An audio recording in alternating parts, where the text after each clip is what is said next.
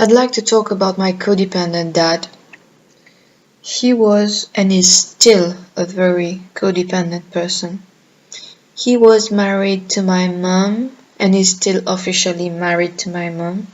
So he's been married for about 30 years now. Yeah, 30 years. So he has a narcissistic brother. He's got two narcissistic sons. He's got a narcissistic wife, who's my mother.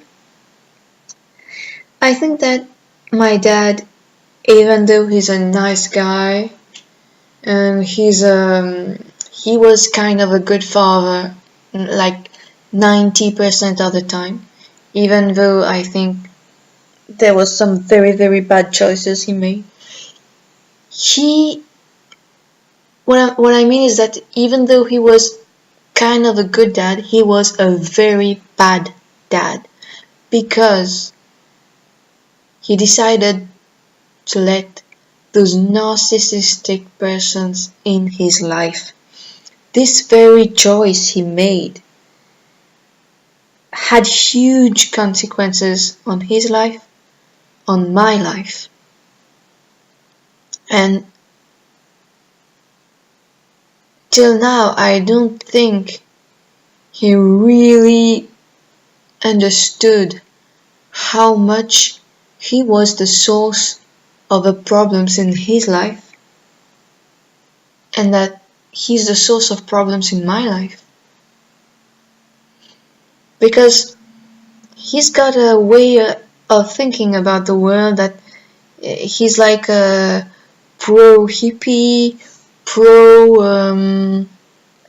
kind of lefty person, and this political view made him believe that everyone should be considered as equal, which is true. But when you're in a relationship with a narcissistic person, you can't be equal.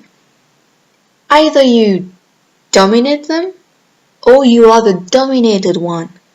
There is no equal. There's no one equal to them in the relationship. You're above or below a narcissistic person in a relationship.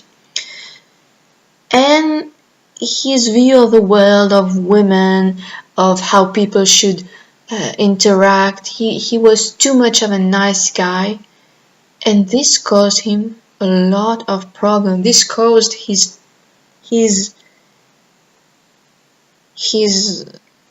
I don't know how to say it. I don't want to say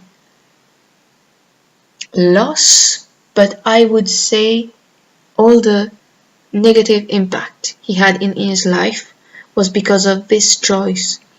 Because it took him so much time to realize that you can't get involved with everyone. You have to choose. You have to pick and choose people that you let in your life.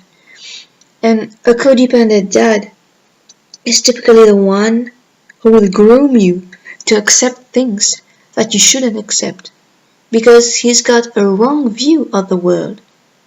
He's kind of all kisses and nice and everyone is nice, but he's living in a strange reality, and it's because he's so strange that he's such a bizarre person. He's not connected with himself. This is why he was able to live with this person, with my narc mom, for all these years.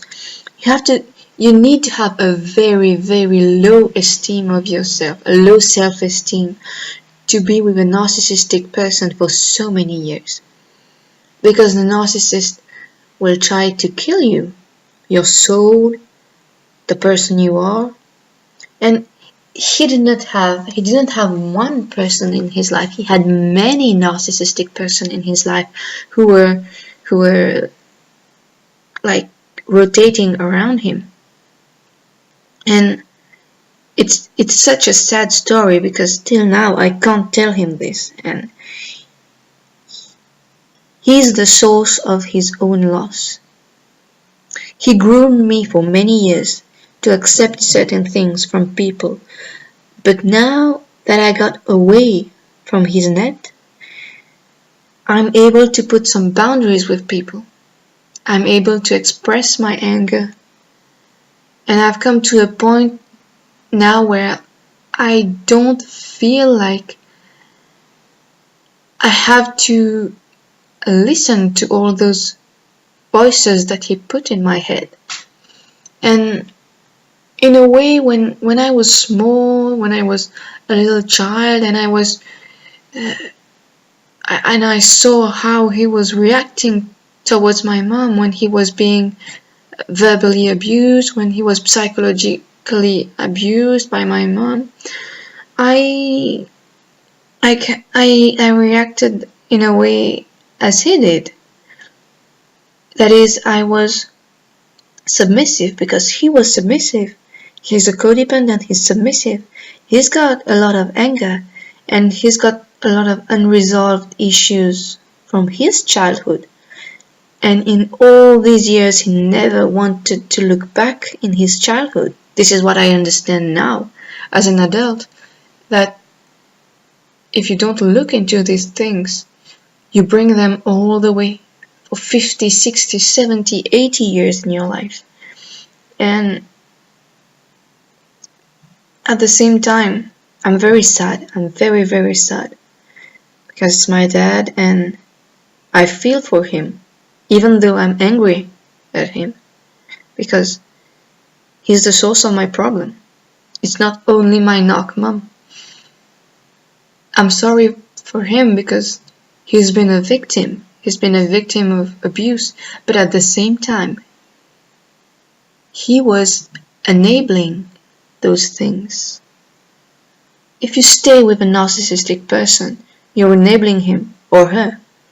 And if you stay, you have kids, or if you continue to keep the relationship, if it's your brother, your sister, your aunt, then you're also enabling this.